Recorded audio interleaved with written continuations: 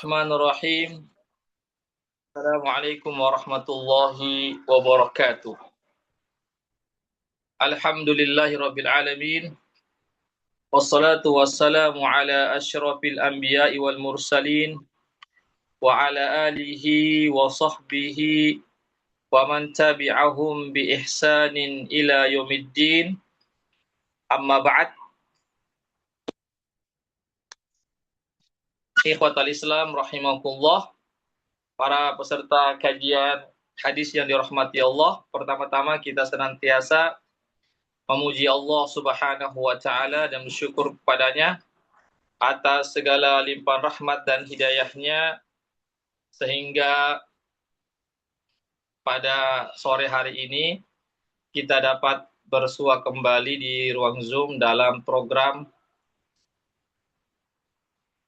kajian hadis.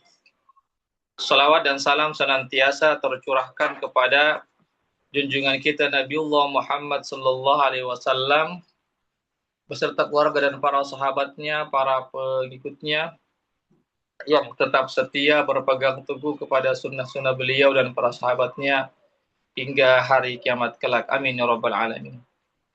Ikhwatal Islam rahimakumullah, kita melanjutkan pembahasan kita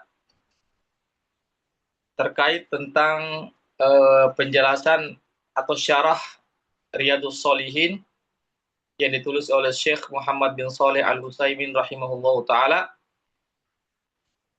yaitu pada bab pembahasan tentang muraqabatullah, yaitu merasa atau pengawasan Allah Subhanahu wa taala terhadap hamba-hambanya. Kita masih berada pada hadis tentang permasalahan ini. Hadis yang cukup panjang, yaitu yang dikenal dengan hadis Jibril. Ya, hadis malaikat Jibril, karena malaikat Jibril pernah bertemu atau menemui Rasulullah Shallallahu Alaihi Wasallam dalam wujud seperti manusia laki-laki. Lalu malaikat Jibril alaihissalam bertanya kepada Rasulullah Shallallahu Alaihi Wasallam beberapa pertanyaan. Ya, yaitu pertanyaan pertama, malaikat Jibril bertanya tentang makna Islam. Apa itu Islam? Maka telah dijawab oleh Nabi kita Muhammad Shallallahu Alaihi Wasallam. Islam itu, kata Nabi, adalah antasyhada alla ilaha illallah wa anna Muhammadar Rasulullah, yaitu engkau bersaksi bahwasanya tidak ada yang berhak disembah selain Allah dan bahwasanya Muhammad adalah utusan Allah Subhanahu wa taala. Ya.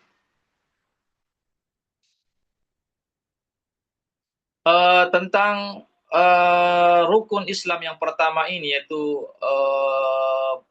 mengucapkan dua kalimat syahadat. Ya, ini sudah saya jelaskan di pertemuan sebelumnya, yaitu makna la ilaha illallah dan makna Muhammadur Rasulullah. Ini sudah saya jelaskan pada pertemuan sebelumnya. Sekarang kita masuki rukun Islam yang kedua, yaitu apa? Wa tuqimas shalah.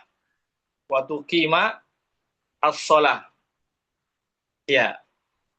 Yaitu engkau mendirikan salat. Ini rukun Islam yang kedua yang dijawab oleh Rasulullah Shallallahu Alaihi Wasallam dari pertanyaan Jibril yang menanyakan kepada beliau apa itu Islam? Ya, mahwal Islam. Yaitu apa yang kedua adalah mendirikan salat. Ya. Ikhwatal Islam, azakullah, kita ketahui bersama bahwasanya salat ini adalah rukun Islam yang kedua. Ya, ulama berdasarkan hadis ini, para ulama menyimpulkan bahwasanya rukun Islam yang kedua adalah salat 5 waktu, mendirikan salat 5 waktu, karena begitu urutan hadisnya, yaitu apa? Kata Nabi, engkau mengucapkan 2 kalimat syahadat, dan yang kedua adalah engkau mendirikan salat. Berdasarkan daripada hadis ini, sabda Nabi ini, sehingga ulama memberikan kesimpulan bahwasanya rukun Islam yang kedua setelah 2 kalimat syahadat adalah mendirikan salat. Ya, tentu kita ketahui bersama bahwasanya yang dimaksud ini adalah salat 5 waktu. Salat 5 waktu ini adalah merupakan rukun Islam yang kedua, ya, yang wajib ditunaikan bagi kaum muslimin dan muslimat tentu yang sudah balik, maka dia wajib mengerjakannya. Ya, ini yang disebut dengan sholat 5 waktu. Ya, sebenarnya tentang masalah ini panjang pembahasan ya, tentang masalah sholat 5 waktu, tapi kami tidak menjelaskan secara, karena ini masuk bagian fikih ya, tentang rukun-rukun sholat, tentang wajib-wajib sholat, syarat-syarat sah sholat, sunnah-sunnah sholat, apa-apa yang dimakruhkan dalam sholat, apa-apa yang membatalkan sholat. Ini ranahnya adalah pembahasan fikih, dan itu sudah kami jelaskan pada kajian kami di pembahasan masalah fikih. Ya, jadi oleh karena itu saya tidak berpanjang lebar tentang membahas masalah sholat. Jadi sudah jelas ya berdasarkan hadis ini bahwasanya rukun Islam yang kedua adalah mendirikan sholat. Ya, mendirikan sholat. Ya.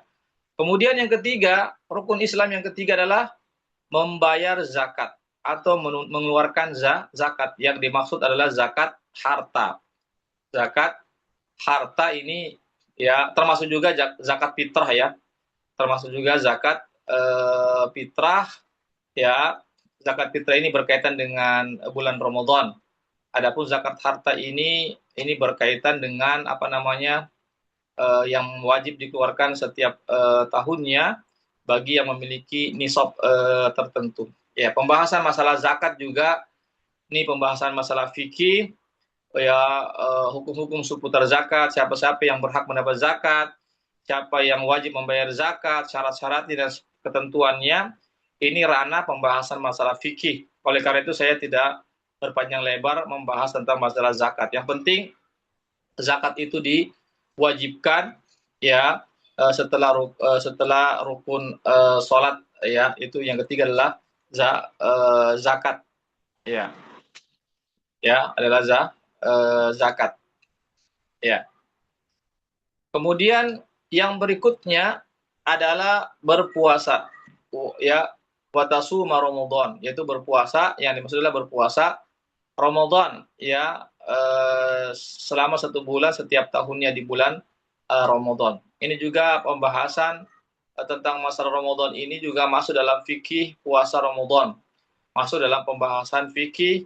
Saya tidak berpanjang lebar tentang masalah fikih Ramadan. Ya, karena itu juga kami sudah sebutkan di bab sebelumnya, di bab tentang masalah fikih. Yang penting adalah berpuasa di bulan Ramadan itu merupakan rukun Islam yang keempat berdasarkan hadis ini. Ya, artinya wajib bagi seorang muslim ataupun muslimah yang sudah balik, maka wajib untuk menunaikan namanya puasa Ramadan setiap tahunnya. Ya. Kemudian yang kelima adalah wa antahujjal baita, ya, wa antahujjal baita in istata'ta ilaihi sabila. Itu engkau menunaikan ibadah haji jika engkau mampu mengerjakannya. Ya. Jika ada kemampuan. Ini menunaikan ibadah haji bagi yang mampu merupakan rukun Islam yang kelima. Ya, jadi kami juga tidak berpanjang lebar membicarakan tentang masalah haji karena ini bagian daripada fikih haji, ya, pembahasan masalah fikih tentang rukun-rukun haji, syarat-syarat haji dan manasik-manasik haji, ini bagian daripada fikih dan itu insya Allah akan dijelaskan dalam masalah fikih. Ya. Jadi alhamdulillah sudah selesai ya tentang rukun Islam yang kelima. Ya. Tentang arti dari Islam, ya. Jadi ulama mengatakan ini yang disebut dengan rukun-rukun Islam yang 5, namanya rukun Islam yang 5. Ya, mengucapkan 2 kalimat syahadat, yang kedua adalah mendirikan sholat, yang ketiga adalah mengeluarkan zakat, yang keempat adalah berpuasa di bulan Ramadan, yang kelima adalah menunaikan ibadah haji bagi yang mampu. Itu rukun Islam yang dijawab oleh Rasulullah SAW ketika malaikat Jibril bertanya apa itu Islam. Ya, kemudian malaikat Jibril membenarkan, ya, shadaqta, engkau benar, ya, engkau benar. Ya, jadi malaikat Jibril yang bertanya, dia juga yang menjawab. Artinya dia juga yang membenarkan pertanyaan tersebut. Berarti malaikat Jibril sudah tahu jawabannya karena dia yang membenarkannya.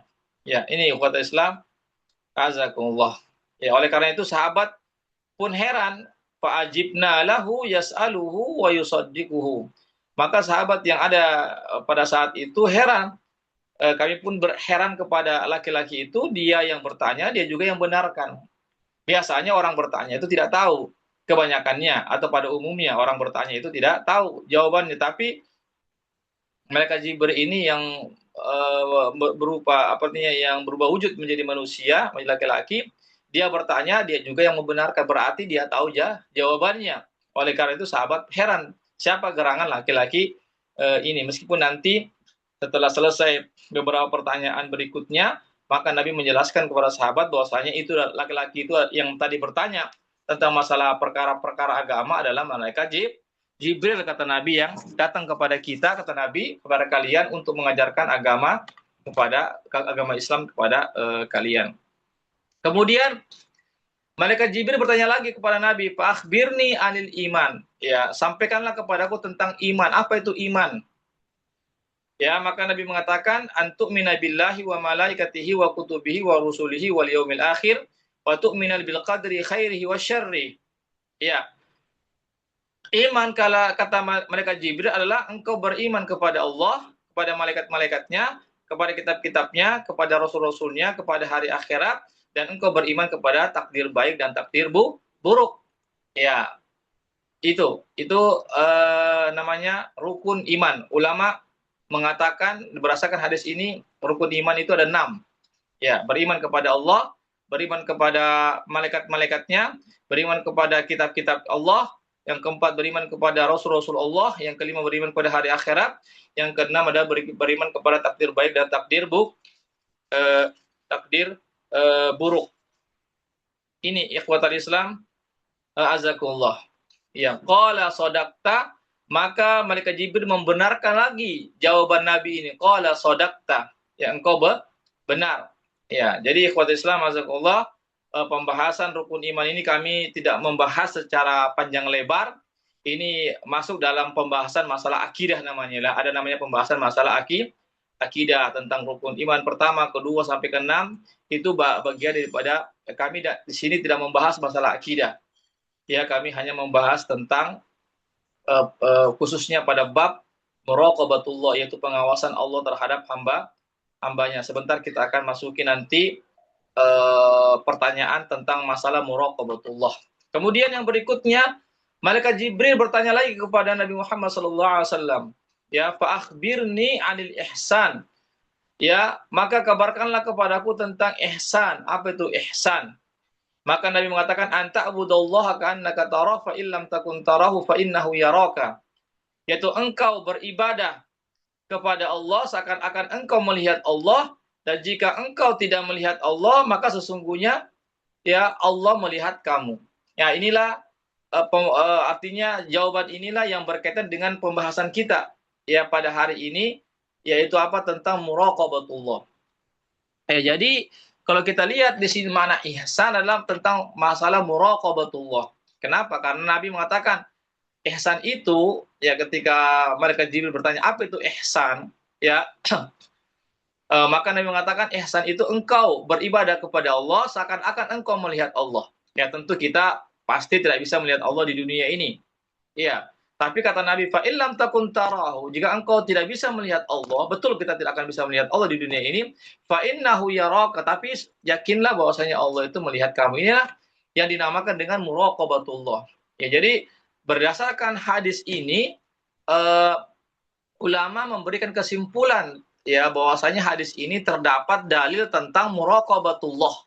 Ya, jadi tentang dalil muraqabatullah adalah dalil yang ada yang kami bacakan tadi itu tentang, yaitu ihsan.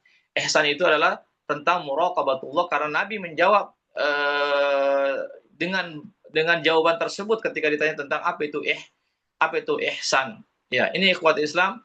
Jadi muraqabatullah ya, ini ada dalilnya tentu dari Al-Qur'an juga, dan juga dari hadis Rasulullah Shallallahu alaihi wasallam. Ya, bahwasanya kita sudah pasti diawasi, diketahui, dilihat oleh Allah Subhanahu wa taala. Oleh karena itulah ketika kita beribadah, karena kita meyakini bahwasanya kita sedang dilihat oleh Allah pada saat beribadah, maka kita harus betul-betul beribadah dengan penuh kekhusyuan, dengan penuh keikhlasan, dengan penuh kesungguhan dan seterusnya. Karena apa? Karena kita menyadari ya dengan sebenar-benarnya bahwasanya Allah pasti melihat kita. Allah pasti mengawasi kita. Itulah makna ihsan, yaitu makna muraqabatullah. Ini ikhwatal Islam azakullah yang bisa kami sampaikan. Ya, sebenarnya masih ada sambungannya dari hadis ini, tapi sambungan tersebut sebenarnya tidak ada hubungan langsung dari makna pembahasan kita, yaitu bab tentang muraqabatullah. Jadi pembahasan muraqabatullah sebenarnya sampai di sini saja, yaitu khususnya tentang masalah ihsan, yaitu apa? Kita menyembah kepada Allah seakan-akan kita melihat Allah, ya. Namun jika kita tidak bisa melihat Allah betul, tentu kita tidak bisa melihat Allah di dunia ini, pasti dan pastilah Allah melihat kita ya di dunia ini dan lebih-lebih di hari akhirat kelak.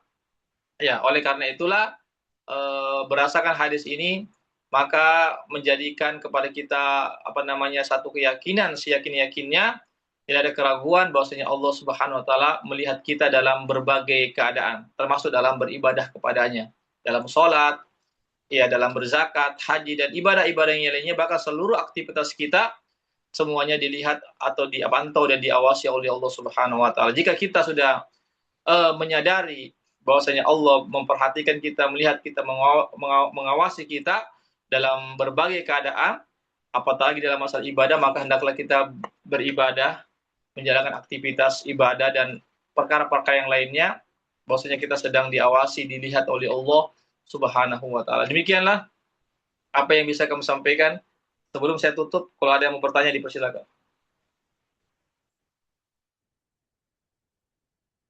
Ada yang bertanya tentang muraqabatullah, pengawasan Allah? Afwan Ustaz, bisa bertanya di luar dari materi ini? Bertanya di luar dari materi ini, Ustaz. Ya, silakan. Tentang kulub, Ustaz. Ya. Tentang kulub. Ya, khulu, ya. Silakan. Ya, kulub Ustaz kan bahwa seorang wanita yang mentalak suaminya itu, Ustaz, akan mengembalikan maharnya. Bagaimana Ustadz kalau seumpamanya pernikahannya sudah bertahun, kemudian ada anaknya, apakah tetap harus mengembalikan mahar tersebut? Iya, begitu. Ya, begitu. Sebagaimana disebut dalam hadis Nabi, ketika ada seseorang yang pernah melapor kepada Nabi bahwasanya dia mau menggugat cerai suaminya, artinya minta cerai kepada suaminya, ya, atau mengajukan khulu, ya, melapor kepada Nabi. Apa kata Nabi? Boleh saja, tapi engkau harus kembalikan mahar yang pernah engkau terima itu. Ya, jadi sehingga berdasarkan hadis ini, sehingga para ulama mengatakan syaratnya khulu itu harus perempuan harus mengembalikan maharnya yang pernah dia terima dari suaminya. Kecuali kalau suaminya misalnya ya tidak perlu semua maharnya, misalnya hanya sebagian saja, misalnya itu hak suami. Tapi hukum asalnya khulu itu kalau perempuan yang minta cerai, ya minta untuk diceraikan, maka konsekuensinya dia harus mengembalikan mahar tersebut. Ini bersifat mutlak, bersifat umum. Apakah dia belum punya anak, apakah dia sudah punya anak, ya, ataukah dia sudah lama pernikahannya, bersifat umum. Ya, karena Nabi tidak pernah menanyakan berapa anakmu, sudah berapa tahun kamu menikah. Ya, Nabi tidak mengatakan demikian. Nabi cuma mengatakan, ya, apa kamu siap membayar mahar, mengembalikan mahar, itu saja. Iya, begitu. Ya, Allah alam bisawab. Cukup ya? Iya, Ustaz, syukran Ustaz. Karena ya. Baiklah, kalau tidak ada lagi pembahasan atau pertanyaan tentang masalah ini, muraqabatullah, maka kita cukupkan sampai di sini. Barakallahu fikum. Mudah-mudahan ada manfaatnya bagi kita semuanya. Mohon maaf jika ada kesalahan dan kekhilafan dalam penyampaian ini. Kesempurnaan, kebenaran hanya milik Allah. Kekurangan dan kesalahan dari saya pribadi ataupun godaan syaitan yang terkutuk. Saya akhiri dengan membaca doa penutup majelis. Subhanakallahumma bihamdik, asyhadu an la ilaha illa anta, astaghfiruka wa atubu ilaik. Wassalamualaikum warahmatullahi wabarakatuh. Assalamualaikum. Syukran.